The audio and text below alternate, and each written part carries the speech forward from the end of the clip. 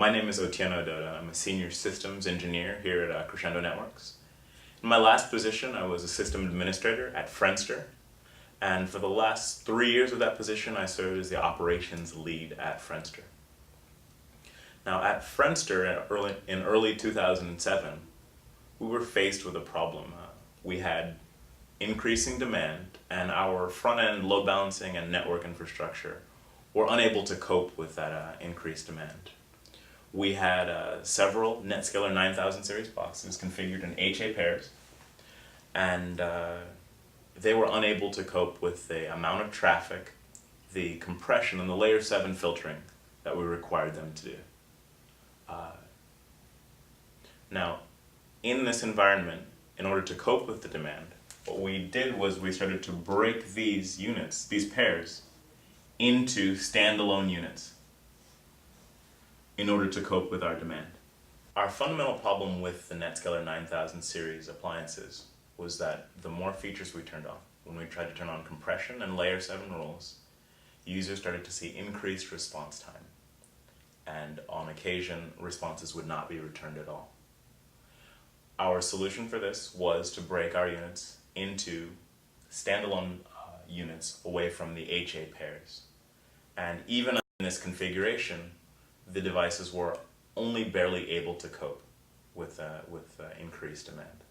So in evaluating solutions, we wanted to find one that would perform to the vendor spec with all of the features turned on. Essentially, we wanted to see good feature concurrency. We ended up evaluating 2 different products. We tried the NetScaler 12000 series product and the Crescendo AppBeat. Now, with these 2 devices and this head-to-head benchmark, we tried a number of tests, and we started with 2 basic tests. Our first test to see how well each appliance would handle uncompressed traffic. We sent in requests that would result in just over a gigabit of uncompressed traffic, and we wanted to see what our response time was and what the resource utilization on each box was. And in this first graph were our results. We essentially saw a very flat, level response time through each of the devices, with the Crescendo AppBeat providing just a little bit better response time for uncompressed traffic, well past the gigabit mark that each box was rated to handle. Now, our results for compressed traffic was markedly different. For the NetScaler, as we saw an increase in traffic, the response time grew until it eventually passed the 30-second mark. And at the end, many of the requests when the NetScaler was overloaded were not returned. In contrast, the Crescendo AppBeat provided a flat, stable response time up to its stated maximum of 1 gigabit of traffic, and the rest of the traffic over 1 gigabit was served uncompressed at a slightly elevated response time that was still level and flat. For us, this was proof that the Crescendo could do compression without sacrificing response time. Further tests with layer 7 rules and SSL proved that the Crescendo AppBeat would work to the specified numbers with as many features as we wanted turned on.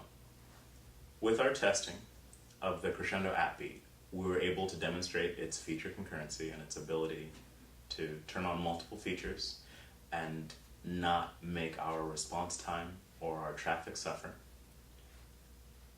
We went on to deploy the AppBeat, and it allowed us to more than double our traffic, eventually growing to serve over 500 million page views a day, to serve well over a gigabit of compressed traffic, and to eventually grow to become one of the top 20 websites in the world, all without massively increasing and growing our infrastructure.